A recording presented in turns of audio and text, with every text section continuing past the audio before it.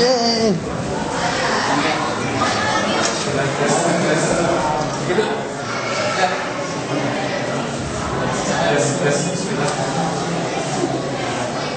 lagi pada bapak-bapak dan ibu-ibu yang masih ada di luar ruangan untuk segera memasuki ruangan. Karena insya Allah pengajian segera dimulai.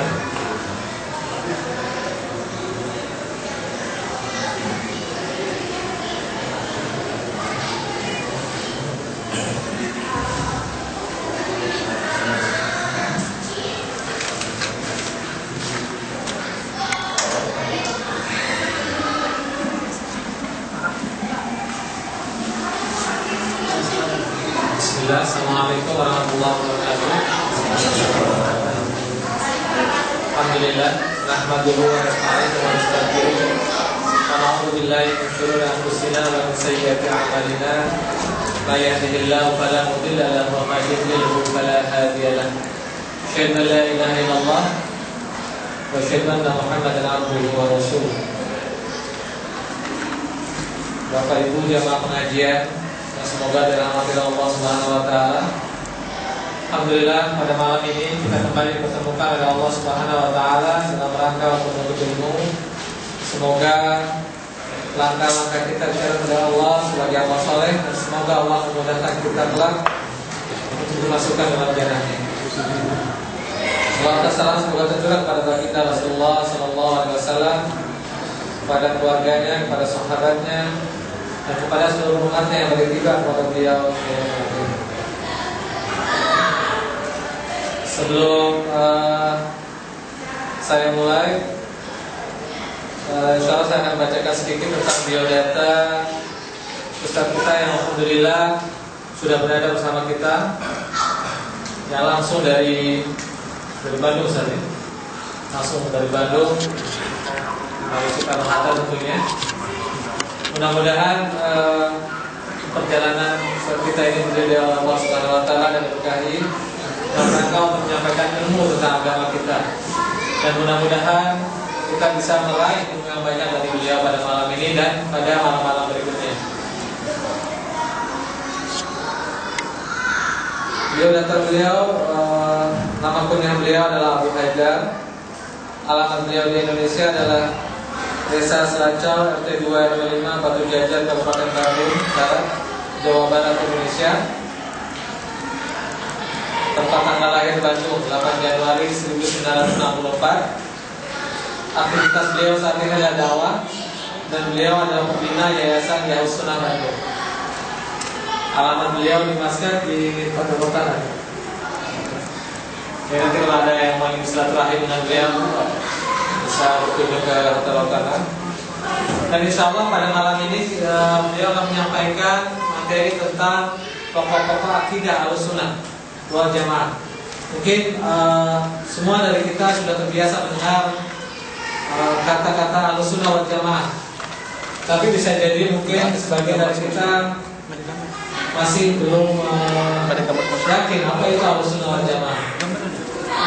Dan mudah-mudahan melalui materi yang akan disampaikan oleh beliau, kita akan semakin memahami makna Ahlussunnah wal Jamaah. Dan tentunya yang paling terpenting adalah salah satu fondasi dalam agama ini, yaitu akidah, pokok-pokok akidah Ahlussunnah wal Jamaah.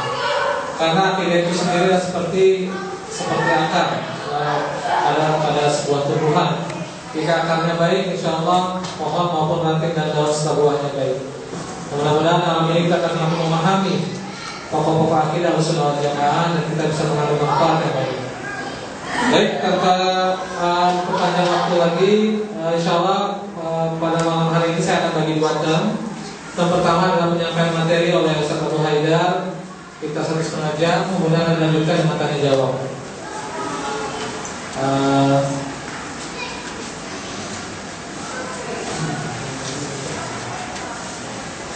Kepada Ustaz Abu Haidar, kami persilakan.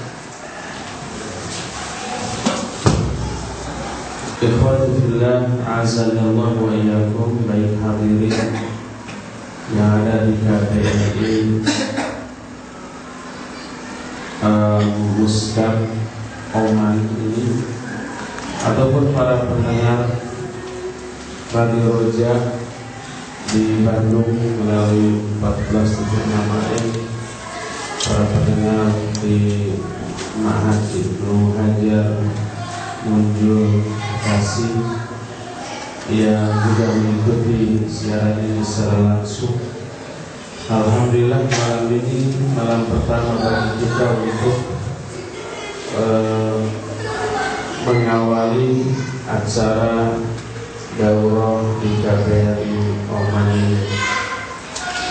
Materi pertama yang kita akan bahas berjudul pokok-pokok akidah Ahlussunnah wal Jamaah. Saya yakin materi ini tidak akan mungkin tuntas sampai selesai karena terbatasnya waktu, sedangkan poin-poin yang harus kita bahas sangat banyak.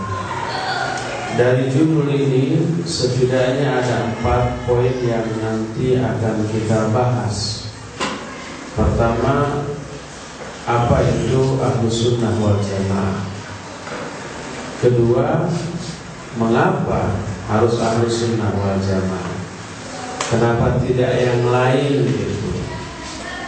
Yang ketiga, apa yang dimaksud dengan akidah? Dan poin terakhir, barulah kita membahas pada judul pokok ini, yaitu bagaimana pokok-pokok akidah Ahlussunnah wal Jamaah. Inilah 4 poin yang akan kita bahas. Poin yang pertama, kita tutup poin saja. Apa yang dimaksud dengan Ahlussunnah? Ahlussunnah wal Jamaah adalah orang-orang yang berpegang teguh kepada Al-Quran dan Sunnah Nabi SAW melalui pemahaman para ahlinya. Itulah yang dimaksud dengan Ahlussunnah yang kita bahas, yang kita bicarakan. Orang-orang yang memahami Quran dan Sunnah, berpegang teguh kepada Al-Quran dan Sunnah, tapi Quran Sunnah yang mereka pegang itu difahami oleh pemahaman para ahlinya, para ulama. Kenapa ini ditekankan? Karena semua muslim mengaku berpegang teguh kepada Quran Sunnah, tapi ketika mereka memahami Quran Sunnah yang mereka pegang tersebut, mereka memahaminya dengan cara yang berbeda-beda. Ada yang memahami dengan akalnya langsung, otaknya langsung. Bahasa Arab tidak bisa, ilmu tafsir juga tidak paham, ilmu-ilmu yang memang dibutuhkan untuk membedah Quran Sunnah juga tidak dikuasai. Pendeknya otaknya, bodoh tentang Quran Sunnah.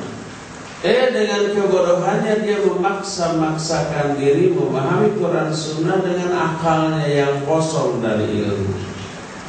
Akibatnya lahir pendapat yang aneh-aneh.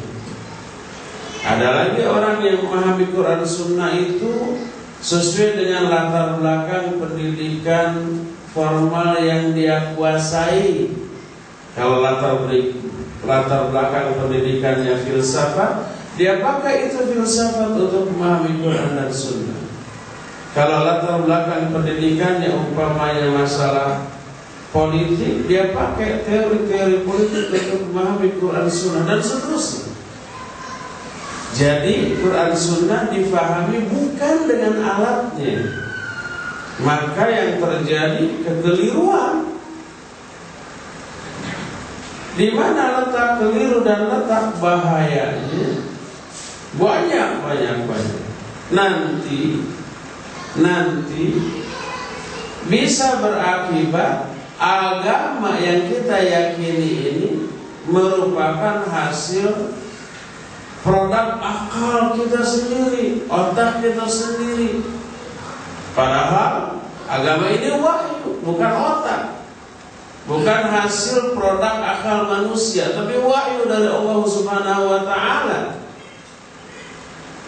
Coba lihat para sahabat kurang apa sih gitu ya? Dari segi bahasa Arab mereka jagonya karena memang orang Arab. Dari segi hati mereka orang dengan hati terbaik dibanding hati manusia manapun tuh. Manusia yang hatinya paling baik sepanjang sejarah kehidupan manusia, pertama tentu saja para nabi, yang kedua para sahabat Nabi Muhammad SAW. Itu terbaik berdasarkan sebuah riwayat dari Abdullah bin Mas'ud radhiyallahu anhu, "Innallaha yanzuru ila qulubil ibad fawajada anna qalba Muhammadin sallallahu alaihi wasallam khairu qulubil ibad fastafahu li nafsi wa ba'athahu li risalati." Allah melihat kepada hati-hati seluruh hamba-hambanya, seluruh manusia oleh Allah dilihat dari awal sampai akhir. Dari zaman Nabi Adam sampai orang yang hidup sampai hari kiamat nanti itu dilihat oleh Allah. Orangnya belum ada, tapi Allah sudah bisa melihat hati. Maka Allah menemukan hati Muhammad adalah sebaik-baik hati manusia. Kemudian saya lupa switch off. Kemudian Allah memilihnya untuk dirinya dan mengutusnya untuk membawa risalahnya. Jadi kenapa orang yang dipilih menjadi Nabi akhir zaman itu orang yang namanya Muhammad bin Abdullah, bukan Abu Bakar, bukan Umar, bukan Utsman, bukan kita. Karena beliau adalah manusia dengan hati terbaik menurut penelaahan Allah SWT. Thumma yanzurullahu ila qulubil ibad ba'da qalbi Muhammadin sallallahu alaihi wasallam. Fawajada anna quluba ashabi khairu qulubil ibad. Kemudian Allah melihat lagi kepada hati manusia-manusia lain setelah hati Muhammad sallallahu alaihi wasallam. Maka Allah pun menemukan hati para sahabat adalah sebaik-baik hati manusia setelah hati Muhammad sallallahu alaihi wasallam. Lalu Allah menjadikan mereka sebagai sahabat-sahabat Nabi-Nya dan pembela-pembela risalah Nabi. Mungkin ya bapak-bapak, ibu-ibu di sini pernah berhayal atau melamun ketika kita membaca sejarah Nabi dan para sahabatnya. Lalu kita berangan-angan, seandainya saya hidup pada zaman itu di Mekah atau di Madinah, saya akan menjadi sahabat dekat beliau, kan gitu ya. Terus terang saja saya buka rahasia, saya pernah menghayal begitu loh.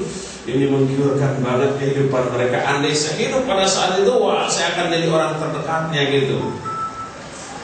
Tapi kenapa kita tidak hidup saat itu di Mekah, tapi kita oleh Allah dihidupkan sekarang di Indonesia, di Oman, kata untuk orang sini. Karena menurut penelaahan Allah, hati kita adalah hati yang tidak layak dihidupkan saat itu di tempat itu. Yang dipilih oleh Allah untuk menjadi sahabat-sahabat Nabi-Nya adalah orang seperti Abu Bakar, Umar, Utsman, Ali, Abu Hurairah, Abdullah bin Mas'ud, Bilal bin Rabah, Salman Al-Farisi, Abu Dzar Al-Ghifari, dan seterusnya. Para sahabat, mereka yang dipilih oleh Allah dihidupkan saat itu di tempat itu, bukan kita.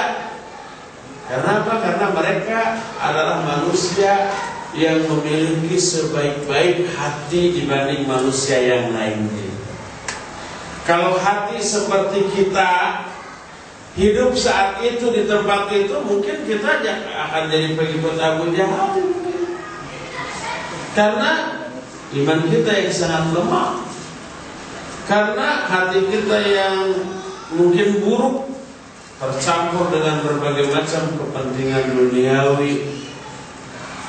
Jadi riwayat tadi menegaskan bahwa hati para sahabat itu sebaik-baik hati manusia setelah hati Nabi Muhammad SAW.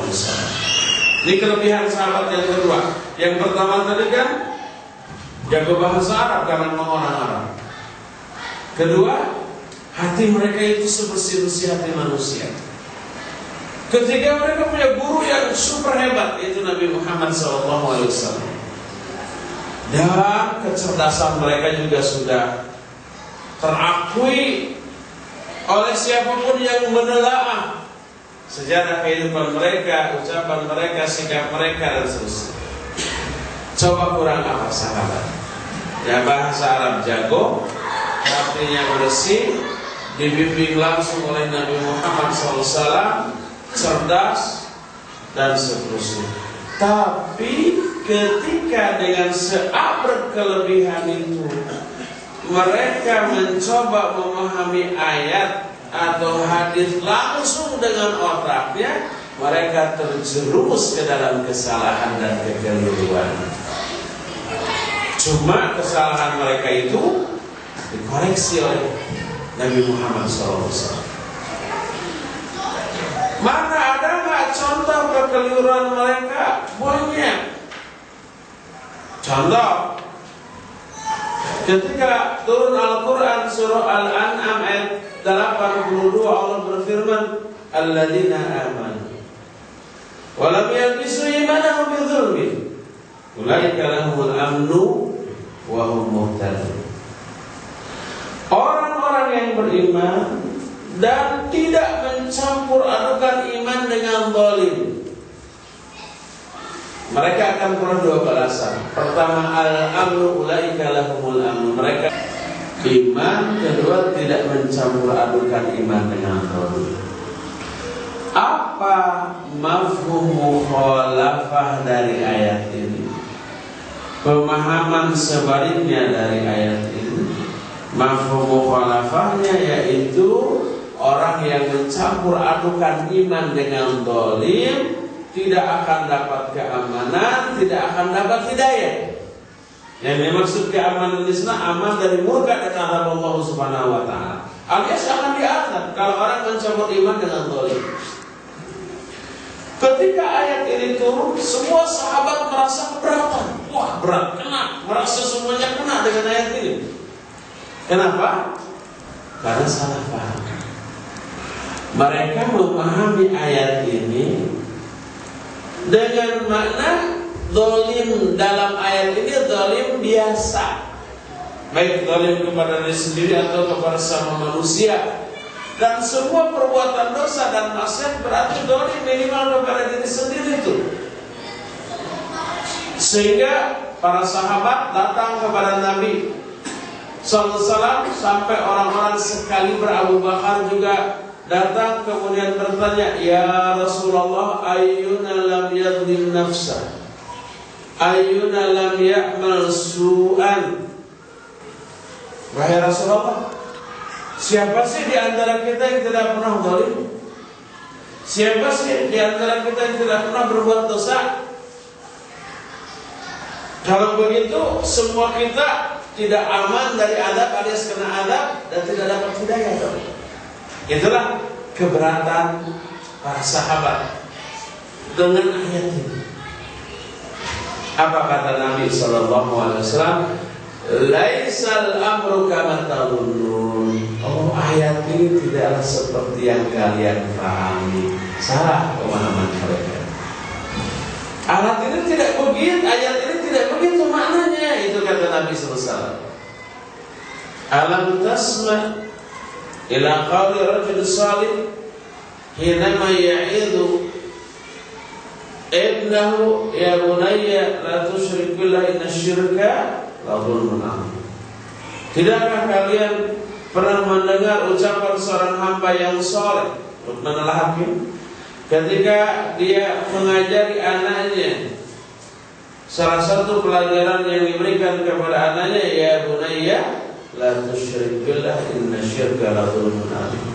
Hei anakku, jangan kamu syirik kepada Allah, karena syirik itu dosa yang kezaliman yang sangat besar.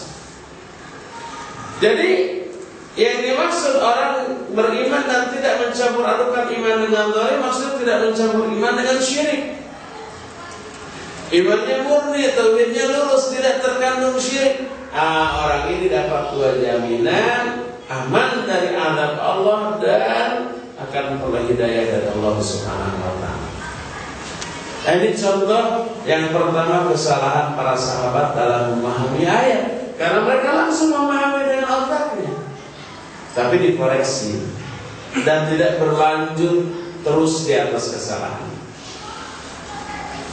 Contoh kedua, Aisyah radhiyallahu anha ketika membaca sebuah ayat tentang ciri-ciri orang-orang yang beriman, kata ahli surga ini, kata Allah dalam Al-Quran, alladzina yu'tuna ma atau wa qulubuhum wajilah annahum ila rabbihim yarji'un.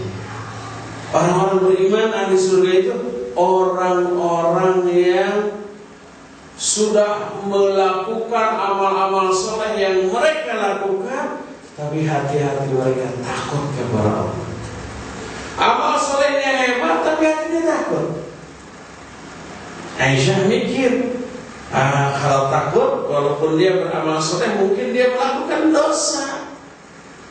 Lalu Aisyah bertanya, ya Rasulullah, ahul ladzina yasriquna wa yaznuna wa yashrabuna al-khamr?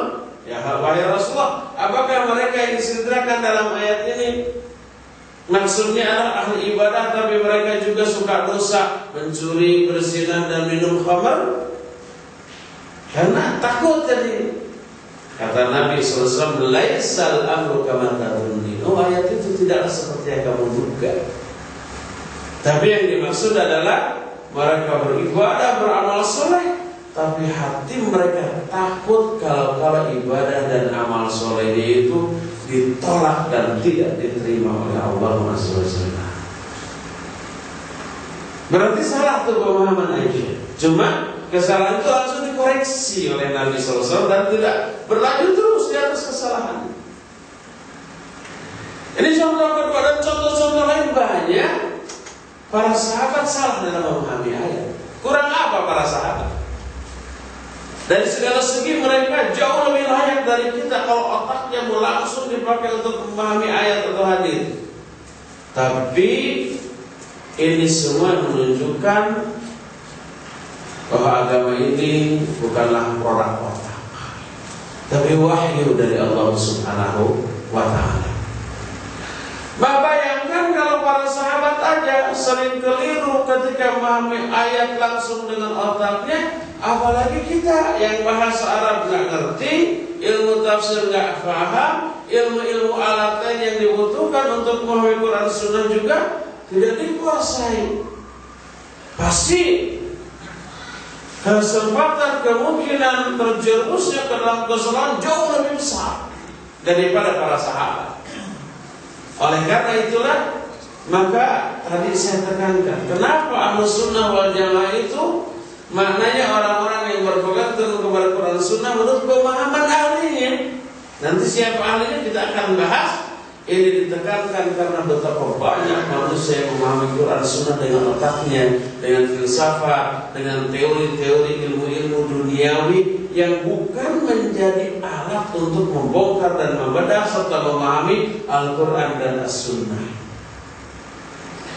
Jadi itulah Al-Sunnah. Nah, tapi kalau di antara yang hadir bapak-bapak atau ibu-ibu atau para pendengar Radio Roja di Indonesia pernah umpamanya kuliah di Universitas Islam negeri atau swasta, kemudian pernah memperoleh mata kuliah ilmu tauhid atau teologi Islam atau ilmu kalam, itu 3 nama untuk satu mata kuliah. Kadang disebut ilmu kalam, kadang disebut ilmu tauhid, kadang disebut teologi Islam. Salah satu materi yang dibahas di sana adalah tentang beberapa aliran pemikiran kaum muslimin di bidang akidah. Kita di sana ada mengenal beberapa istilah Mu'tazilah, Khawarij, Asy'ariyah, Maturidiyah, Jabriyah, Qadariyah, Syiah dan seterusnya. Di antara aliran pemikiran yang dipelajari di sana adalah aliran Ahlussunnah wal Jamaah. Apa itu? Siapa mereka? Di dalam perkuliahan itu juga buku-buku yang menjadi rujukan di mata kuliah tersebut dijelaskan bahwa yang dimaksud aliran Ahlussunnah wal Jamaah adalah orang-orang Islam yang dari segi akidah menganut akidah Asy'ariyah dan Al-Maturidiyah, dari segi fikih menganut salah satu di antara 4 mazhab khususnya Syafi'i, dari segi tasawuf menganut pemahaman Al-Ghazali dan Al-Junaidi. Itulah Ahlussunnah wal Jamaah. Oleh karena itu, siapa orang yang akidahnya Asy'ariyah atau Maturidiyah, terus pemahaman Sufi juga kan banyak sekte itu, menganut pemahaman Sufi Al-Ghazali dan Al-Junaidi, dari segi fikihnya menganut salah satu di antara 4 mazhab, yaitu Abu Hanifah, Imam Malik, Imam Syafi'i dan Imam Ahmad, terutama mazhab Syafi'i. Orang itulah Ahlussunnah. Itulah yang diajarkan. Makanya orang-orang yang ngaku Ahlussunnah wal Jamaah umumnya di Indonesia atau di Asia Tenggara gitu ya, sampai pasang pelang pesantren Ahlussunnah wal Jamaah, dalam pengajian yang kita penganut Ahlussunnah wal Jamaah, rata-rata kayak begitu. Akidahnya Asy'ariyah, fikihnya Syafi'i terutama, dan tasawufnya Al-Ghazali. Itu yang memang diajarkan di perguruan tinggi oleh para mahasiswa lulusan perguruan tinggi itu, diceramahkan lagi atau diajarkan di para pesantrennya, di masjid, di madrasah, atau diceramahkan, yaitu Ahlussunnah wal Jamaah. Nah, dulu ketika ada mahasiswa yang kritis, nanya kepada dosen, "Pak dosen, kalau begitu Ahlussunnah wal Jamaah itu tidak ada dong di zaman Nabi dan para sahabat. Kenapa begitu? Sebab Asy'ari, Imam Syafi'i, Al-Ghazali dan Al-Junaidi kan nggak ada di zaman Nabi dan para sahabatnya." Itu pertama. Kedua, 3 orang itu nggak sezaman. Imam Syafi'i, Abul Hasan Al-Asy'ari dengan Al-Ghazali nggak sezaman. Nah sekarang, sebelum ada Imam Syafi'i, apakah tidak ada Ahlussunnah wal Jamaah? Apakah Imam Syafi'i istri Ahlussunnah wal Jamaah? Belum. Karena apa? Belum ada Asy'ari dan belum ada Al-Ghazali. Hanya umpamanya fikihnya mazhab beliau, terus akidahnya dengan tasawufnya gimana kan gitu. Puyenglah. Kayu wacana aja, wacana, pikirkan sendiri oleh kalian. Jawabannya semua begitu. Oleh karena itulah membatasi pemahaman Ahlussunnah dengan batasan orang atau waktu zaman, maka membuka peluang pemahaman ahli. Dari mana definisi itu diambil? Dari nas-nas Quran dan hadis-hadis yang sahih. Di antaranya Nabi alaihi salatu wassalam pernah bersabda dalam sebuah hadis yang dikenal dengan sebutan hadis iftiraqul ummah. Beliau bersabda, "Sataftariqu hadhil ummah ala 73 firqah, kulluha fin nari illa wahidah wa hiya al-jamaah." Umatku ini akan berpecah belah menjadi 73 golongan. Semuanya masuk neraka kecuali satu. Yang satu ini yang disebut dengan al-jamaah. Tapi yang 72 lagi sudah disebut ciri-cirinya ataupun namanya. Yang selamat yang disebut itu al-jamaah. Namanya al-jamaah. Para sahabat bertanya, qila, wa ma jama'atu ya Rasulullah? Apa itu jamaah itu? Dijawab, ma ana alaihi al-yawma wa ashabi. Jamaah itu adalah apa-apa yang aku dan para sahabatku berada di atasnya pada hari ini. Jamaah itu adalah pemahaman konsep hidup yang diyakini, difahami, diaplikasikan dan diperjuangkan oleh Nabi SAW dan para sahabatnya saat itu. Itulah jamaah. Ciri-cirinya jelas. Namanya al-jamaah. Ciri-cirinya begitu. Orang yang mengikuti Nabi dan para sahabatnya. Adapun yang 72 golongan yang tadi masuk neraka itu tidak disebut namanya ataupun ciri-cirinya. Karena apa? Karena banyak orang yang tidak mengikuti Nabi dan para sahabatnya. Nah itu mungkin masuk dalam salah satu di antara 72 golongan. Imam Asy-Syahrustani rahimahullah ta'ala mencoba mengklasifikasi golongan-golongan yang 72 golongan tadi. Apa saja namanya dan ciri-cirinya. Lahirlah kitab yang berjudul Al-Milal wan Nihal.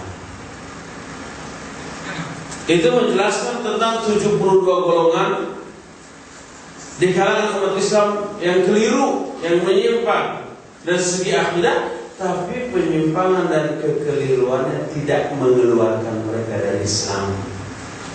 Tetap Muslim, tapi Muslim yang menyimpang akidahnya.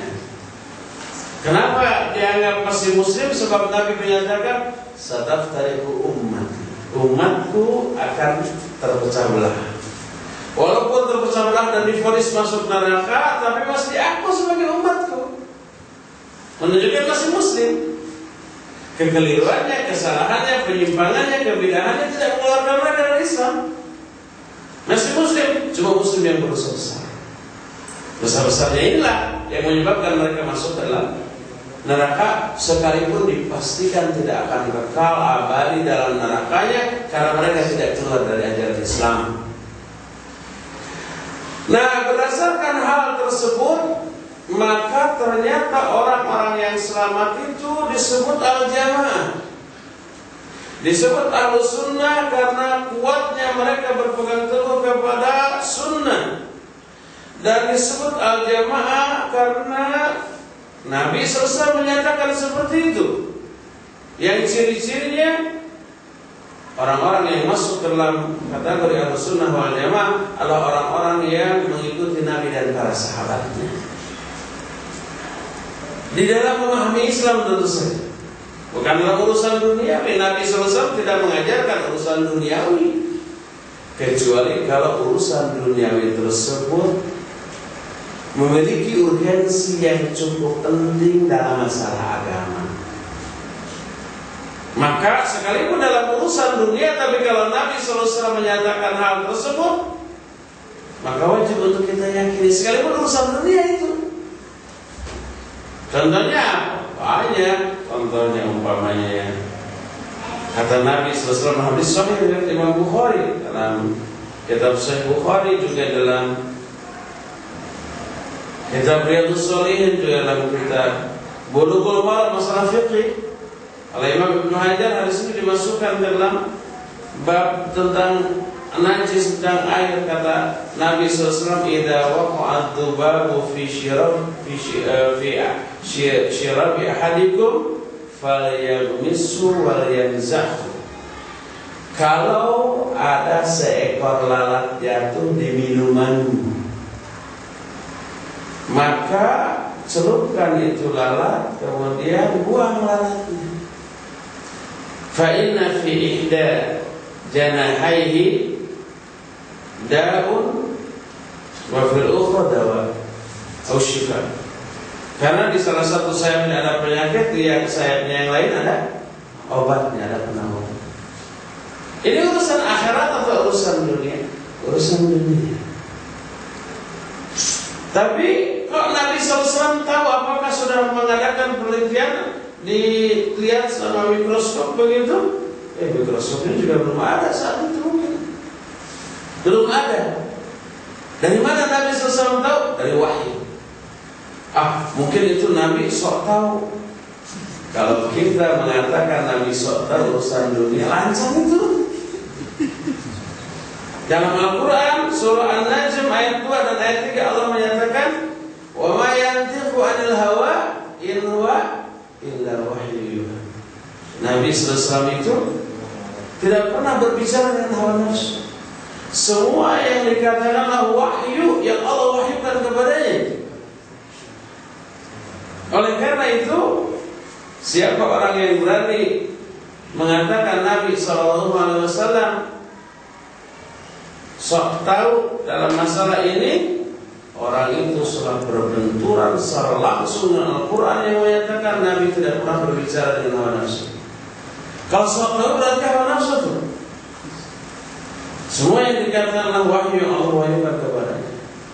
Berdasarkan hal itulah, maka wajib untuk kita percaya. Dan ternyata di kemudian hari setelah sains, teknologi, ilmu pengetahuan maju, ternyata ini terbukti benar. Bagi salah satu sayap pada penyakit, yang lainnya ada penawarnya. Inilah yang disebut dengan al-i'jazul ilmi. Al-i'jazul ilmi itu hasil penemuan ilmiah modern yang sesuai dengan penjelasan baik ayat ataupun hadis-hadis Nabi SAW yang sahih. Nah, berdasarkan hal itu, maka wajib kita mengikuti apa yang Nabi SAW ajarkan, terangkan kepada kita dalam memahami Quran dan Sunnah, yang kemudian diikuti oleh para sahabat.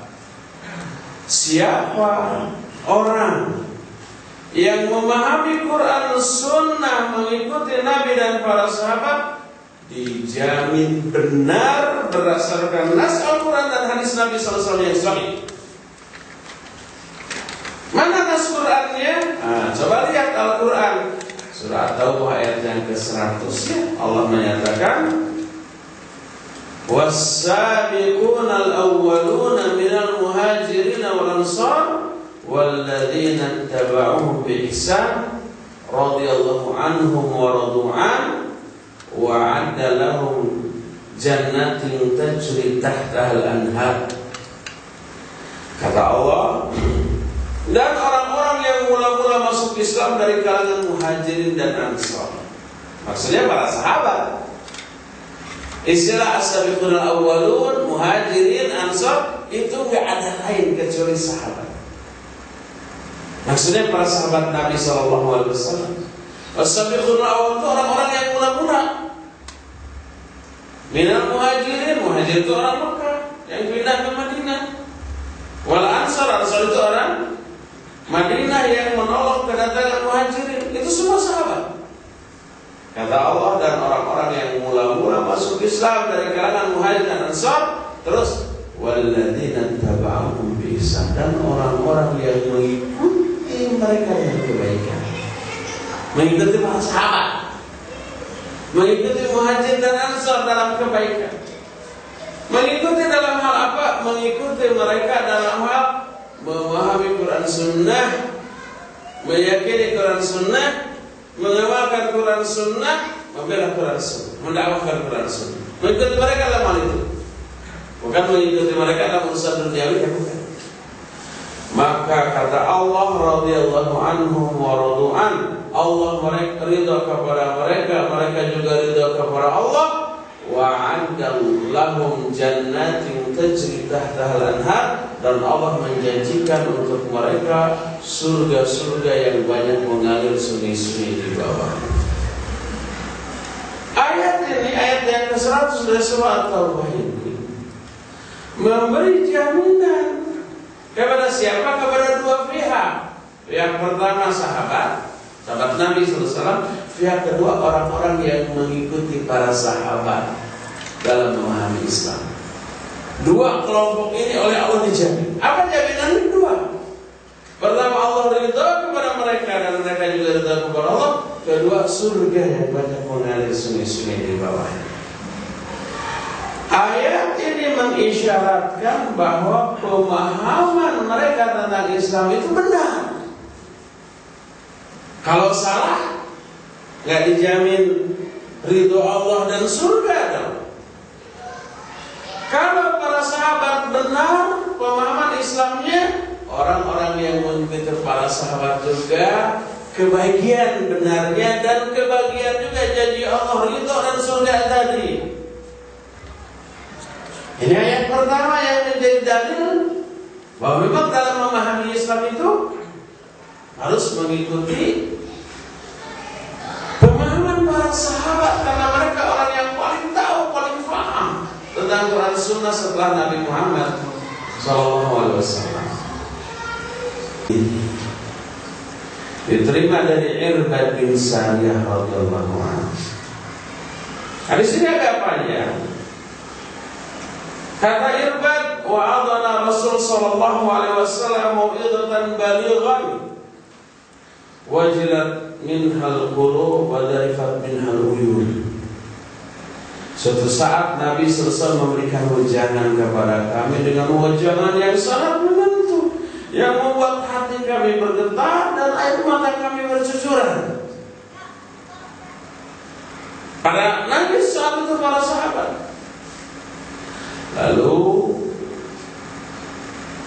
seorang sahabat bertanya, ya Rasulullah, seolah-olah ini wasiatmu atau wejanganmu yang terakhir. Berikan kepadaku, kami wasiat. Kata Nabi SAW, usikum bitaqwallahi wassam'i wa ta'ah. Aku wasiatkan kepada kalian untuk bertakwa kepada Allah, mendengar dan taat kepada pemimpin. Wa in ta'ammar alaikum abdun habsyiyun, sekalipun orang yang memimpin kalian itu seorang hamba yang habsyi. Wa may ya'ish minkum ba'di fasayara ikhtilafan katsiran fa'alaikum bisunnati wa sunnatil khulafa'ir rasyidin al-mahdiyyin min ba'di tamassaku biha wa 'uddu 'alaiha binawajid. Lalu kata Nabi SAW, siapa di antara kalian yang hidup panjang sepeninggal aku sudah meninggal, dia masih hidup panjang di kalangan para sahabat, maka orang itu akan melihat perselisihan. Ada sesuatu yang harus diperhatikan dan ini sudah jelas oleh para ulama. Nabi memerintahkan kita berpegang kepada dua sunnah, sunnah beliau dan sunnah sahabat. Ada dua sunnah.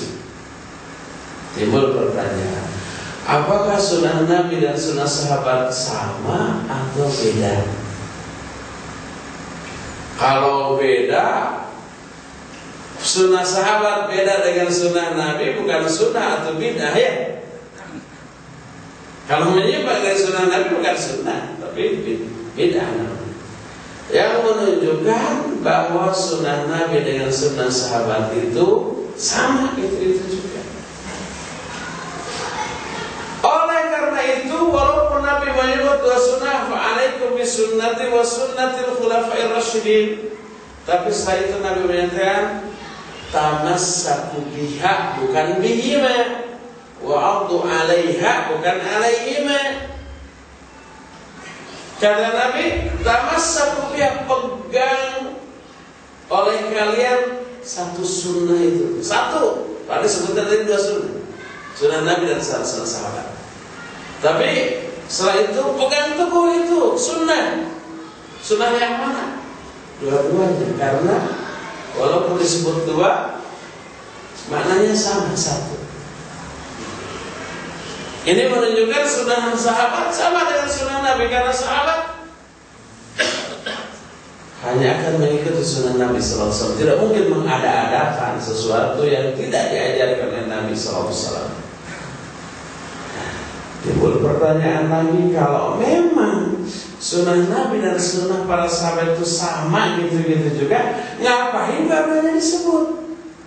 Sudah aja bilang wajib kalian berpegang teguh kepada sunnahku, aja gitu bilang, tanpa harus menyebut sunnah sahabat kan gitu. Kenapa? Dua-duanya disebut sunnah Nabi dan sunnah sahabat. Para ulama menyatakan disebutnya sunnah Nabi dan sunnah sahabat, padahal sunnah Nabi dan sunnah sahabat itu sama, memberi isyarat kepada kita bahwa untuk bisa memahami sunnah Nabi secara benar wajib mengikuti pemahaman para sahabat. Selaraslah dengan ayat orang-orang yang mula-mula masuk Islam mereka dengan muhajir dan ansar, dan orang-orang mengikuti mereka, mengikuti pemahaman mereka. Sebab banyak sekali orang yang mengklaim, mengaku berpegang teguh Quran Sunnah, tapi ucapannya berbeda dengan ucapan para sahabat. Bahkan ijma sahabat, ucapan sahabat ditolak oleh mereka. Bagaimana mungkin orang tersebut bisa dikatakan berpegang teguh kepada Quran dan Sunnah, tapi ucapan sahabat yang menjelaskan Quran dan Sunnah itu ditolak hanya karena dianggap ucapan sahabat itu berbeda dengan otak mereka ketika memahami Quran Sunnah. Walhasil, ucapan Nabi SAW yang menyatakan bahwa jamaah adalah ma'ana alaihi al-yawma wa ashabi, yaitu konsep hidup yang dijalani oleh aku dan para sahabatku hari ini, itu sesuai dengan penjelasan ayat, sesuai dengan penjelasan hadis ini, dan sesuai juga dengan banyak ayat dan hadis lain yang karena banyaknya tidak sempat untuk kita jelaskan mengingat terbatasnya waktu. Walhasil, dari sini kita sudah tahu pertama makna Ahlus Sunnah wal Jamaah, yang kedua kenapa harus Ahlus Sunnah wal Jamaah? Karena memang begitulah penjelasan Quran, begitulah penjelasan hadis, bahwa pemahaman Islam yang benarlah pemahaman Islam, pemahaman Quran Sunnah yang diajarkan oleh Nabi SAW, lalu dijelaskan oleh para sahabat, oleh mereka kepada murid-muridnya, oleh para ulama itu ditulis dalam kitab-kitabnya sampai ke kita. Dari sinilah kita mengetahui hal tersebut, sehingga tidak ada pilihan lain bagi kita agar kita selamat dari kelompok yang akan Allah masukkan ke dalam neraka. Pilihan kita hanyalah memahami Quran Sunnah menurut apa yang dijelaskan oleh Nabi dan para sahabatnya, yang kemudian itulah yang disebut dengan Ahlus Sunnah wal Jamaah. Sehingga dimanapun mereka berada, kapanpun mereka hidup, kalau memahami Quran Sunnah menurut pemahaman Nabi dan para sahabatnya, maka mereka lah yang disebut dengan Ahlus Sunnah wal Jamaah. Ada nggak sih keuntungan yang akan Allah limpahkan kepada orang-orang yang Ahlus Sunnah wal Jamaah? Seberapa keuntungan Quran yang banyak, hadis yang lebih banyak lagi menjelaskan. Tapi ada tapi, selain menjelaskan keuntungan Ahlus Sunnah wal Jamaah yang Allah berikan kepada mereka, Allah dan Rasulnya pun menjelaskan resiko yang harus mereka tanggung akibat berpegang teguh kepada Quran Sunnah. Nah, diantara itu targhib dan tarhib. Targhib itu iming-iming, tarhib itu sebaliknya dari iming-iming apa? Sesuatu yang memberikan rasa takut. Itu tarhib atau tahwif. Kalau tarhib memberikan iming-iming, memberikan dorong. Kita mulai dari kabar baik. Kalau tarhib kabar baik, tarhib atau tahwif kabar buruk, gitu aja. Kita mulai dari kabar baiknya dulu biar semangat. Di antara kabar baik yang Allah berikan kepada Ahlus Sunnah adalah pertama, kecintaan Allah. Dan dari kecintaan Allah nanti bercabang dengan keuntungan yang lainnya. Keuntungan yang Allah berikan kepada orang yang dicintai itu banyak. Kedua, ampunan dari Allah. Lihat Al-Quran surah Ali Imran ayat yang ke-31. Allah Subhanahu wa taala berfirman di dalam ayat tersebut. Qul in kuntum tuhibbunallaha fattabi'uni yuhibbukumullahu wa yaghfir lakum dzunubakum. Kata Allah, katakan oleh Muhammad, apabila kalian mencintai Allah, ikuti aku. Aku yang dimaksud adalah Nabi Muhammad SAW. Ikuti sunnah Rasul SAW. Ikuti Nabi Muhammad dalam memahami Quran, dalam mengaplikasikan sunnah. Ikuti. Apa akibatnya? Yuhibbukumullah wa yaghfir lakum dzunubakum. Akibatnya Allah akan mencintai kamu dan mengampuni dosa-dosa kamu. Yuhibbukumullah dianggap akibat yang Allah berikan kepada orang yang mengikuti sunnah Rasul. Kenapa? Karena yuhbib, kata ilmu nahu dijazmkan, tanda jazmnya dengan sukun. Yuhbib, bukan yuhbibu. Kalau yuhbibu disebutnya rafa'. Kalau yuhbib jazm. Kenapa dia jazm? Karena dia adalah jawab dari syarat. Syaratnya fattabi'uni, ikuti aku, kata Rasul SAW. Atas perintah Allah, mengikuti sunnah Nabi SAW. Maka kalau syaratnya terpenuhi, jawabnya Allah akan berikan yuhibbukumullah. Akibat kamu mengikuti sunnah aku, Allah akan mencintai kamu. Wa yaghfir lakum dzunubakum, dan Allah akan mengampuni dosa-dosa kamu. Dua tuh. Satu amal, dua balasan. Satu amalnya apa? Mengikuti sunnah Nabi SAW. Balasannya apa? Dua. Dicintai oleh Allah dan diampuni dosa-dosa. Dari dua keuntungan ini bercabang dengan menjadi puluhan keuntungan tuh. Apa sih keuntungan orang yang sudah dicintai oleh Allah? Banyak, ada puluhan. Tapi nggak akan kita bahas, karena bukan itu materi inti kita. Dari maghfirah banyak bercabang kepada keuntungan-keuntungan lainnya. Kalau kita kan mengetahui maghfirah itu simple, pendek. Oh, maghfirah itu ampunan, sudah. Padahal tidak sesimpel itu. Maghfirah, kata para ulama, di atas Syekh Muhammad Shalih Al-Utsaimin rahimahullah dalam kitab Syarah Riyadhus Shalihin, beliau katakan maghfirah berasal dari kata mighfarah. Mighfarah itu mungkin sekarang sudah nggak ada, atau kalau ada mungkin di museum-museum adanya. Mighfarah itu adalah topeng dari besi yang dulu dipakai oleh para prajurit di medan perang. Topeng ini terbuat dari baja besi yang menutupi seluruh kepala dan sebagian besar wajah.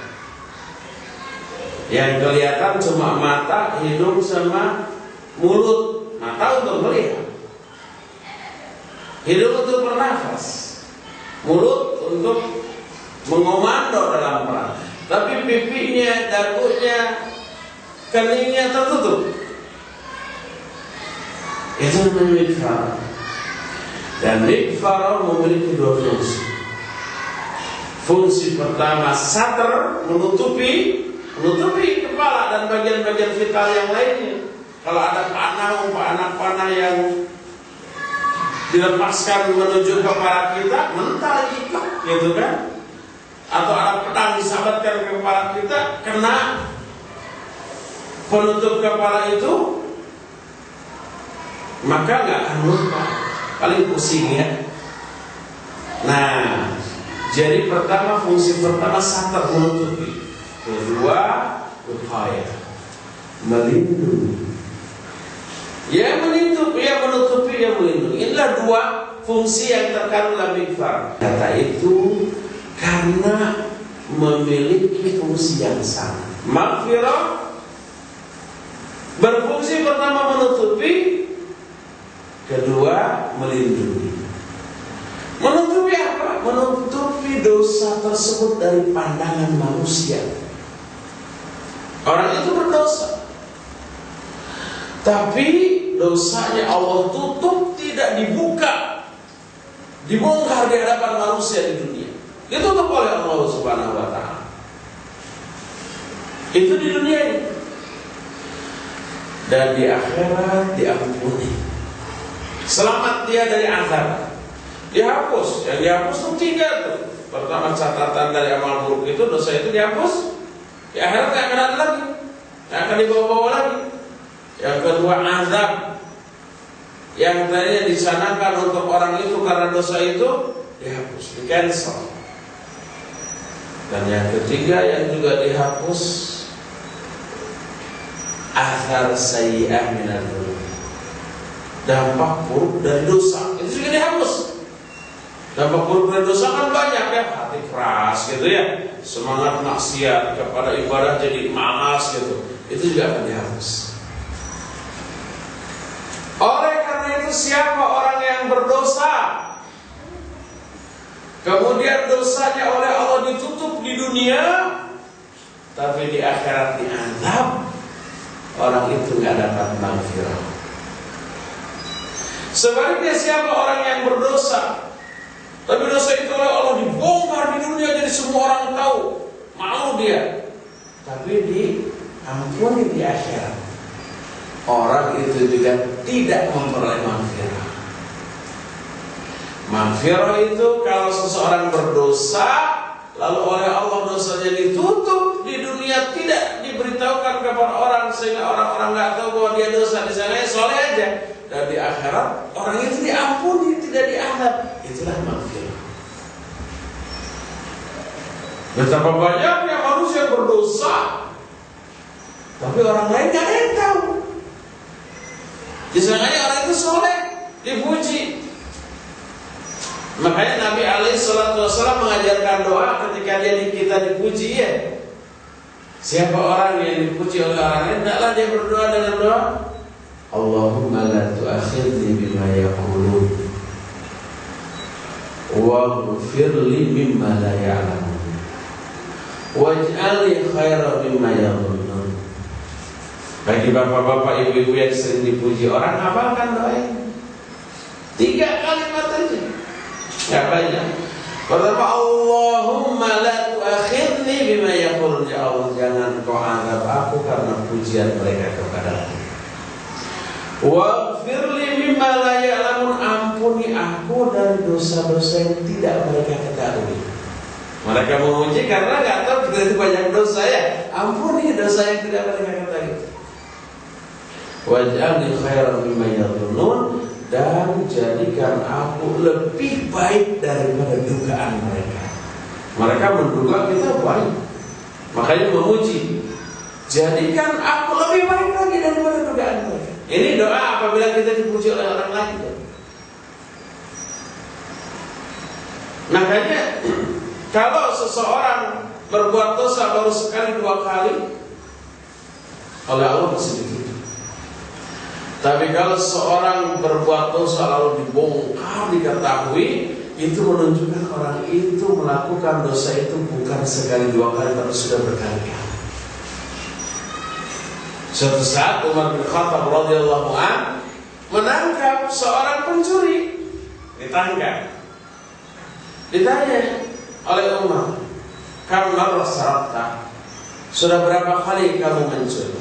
Dia menjawab, "Hadhi awal marrah ya Amirul Mu'minin." Ini pertama kali saya mencuri ya Amirul Mu'minin. Apa kata Umar? "Kadzdzabta." Kam marrah saraqta? Kamu bohong, dusta. Berapa kali kamu? Sampai 3 kali orang itu ngaku, baru setelah dia keempat kalinya, Ishrina marrah, ini sudah ke-20 kali. Baru ngaku tuh. Ditanya oleh sahabatnya, kenapa engkau tidak percaya ketika orang ini mengaku baru sekali? Karena Umar menyatakan Allah itu akan menutup dosa seorang mukmin apabila dosa itu baru pertama kali dilakukan. Allah masih memberikan maghfirahnya kepada orang. Ditutup, mungkin orang itu nanti mau tobat gitu. Ditutup dulu, nggak dibuka. 2 kali ditutup, 3 kali ditutup, baru setelah 20 kali orang itu baru ketahuan tuh. Walhasil maghfirah itu mencakup dunia akhirat. Di dunia itu dosa ditutup, di akhirat diampuni oleh Allah SWT. Dan salah satu penyebab Allah menurunkan maghfirah adalah karena orang itu tadi mengikuti sunnah Rasul SAW. Inilah penjelasan salah satu ayat saja yang menjelaskan keutamaan atau berita gembira bagi orang-orang yang mengikuti sunnah Rasul SAW. Menjadi ahlu sunnah wal jamaah seperti itu. Saya ingin menjelaskan busyra syarah li ahli sunnah wal jamaah. Berita-berita gembira bagi ahli sunnah wal jamaah. Selain yang 2 tadi, ya dapat kesintahan Allah, ya dapat ampunan gitu ya, terus dapat pahala 50 kali lipat pahala para sahabat, terus dosa-dosanya digugurkan oleh Allah SWT, dan seterusnya itu banyak. Tapi kalau itu dijelaskan materi kita habis untuk itu. Waktu nggak cukup. Sekarang bad newsnya, berita buruk bagi para ahli sunnah wal jamaah. Ada berita buruk, ada. Dan inilah yang disebut dengan masyaqqah, kesulitan, penderitaan. Kata orang sunnah, makanya dikabari. Akibat seseorang berpegang teguh kepada Quran dan Sunnah. Apa sih berita buruk yang Allah akan berikan kepada orang-orang yang berpegang teguh kepada Quran Sunnah? Nah, pertama, orang tersebut akan dianggap aneh, dianggap asing, dianggap nyeleneh oleh orang-orang yang tidak paham tentang Sunnah Nabi SAW. Ada hadis dengan lafaz yang berbeda-beda, dengan sanad yang banyak. Ada yang maudhu, ada yang dhaif, ada yang hasan, ada yang sahih. Tapi secara umum, dengan banyaknya jalur periwayatan tadi menunjukkan hadis yang sahih. Nabi SAW bersabda, Innal Islam bada'a ghariban wa sayaudu ghariban kama bada'a. Sesungguhnya Islam itu pada awalnya dianggap sebagai ajaran yang asing, dan kelak di akhir zaman akan kembali dianggap sebagai ajaran yang asing seperti pada awalnya. Fatuba lil ghuraba, maka tubalah bagi orang-orang yang diasingkan. Tuba ini kata Nabi SAW, syajarah fil jannah, sebuah pohon di surga yang indah, yang enak. Bukan enak dimakan, enak, suasana yang tercipta, sejuk, enak. Jangankan di akhirat atau di dunia juga, kalau ada pohon indah itu sangat menyenangkan. Itu bagi orang-orang yang diasingkan tadi.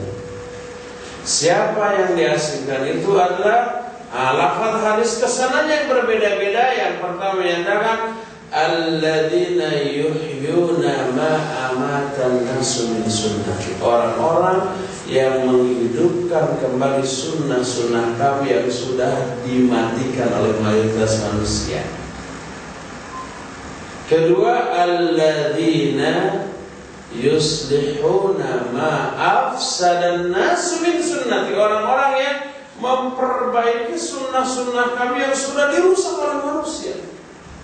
Yang sunnah sudah dianggap bid'ah, yang bid'ah dianggap sunnah, yang salah dianggap benar, yang benar dianggap salah. Itu sudah terbalik nilai kebenaran di tengah manusia. Nah, orang yang mengembalikan kembali nilai kebenaran yang hakiki berdasarkan Quran Sunnah di tengah-tengah orang yang sudah terbalik pola pikirnya, pasti orang itu dianggap aneh. Betapa banyaknya laki-laki umpama yang memelihara jenggotnya, dianggap aneh dan diberikan sebutan gelar-gelar yang nggak enak. Waktu kambing saya lewat, pantas kambing saya nggak ada di kandang, ada di sini. Itu makanya seperti itu tuh.